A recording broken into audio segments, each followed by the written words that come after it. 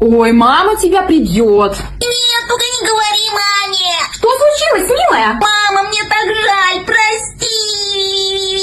Нет, малышка, все в порядке. Я купила робот-пылесос Netsford X520 для сухой и влажной уборки. Все будет хорошо.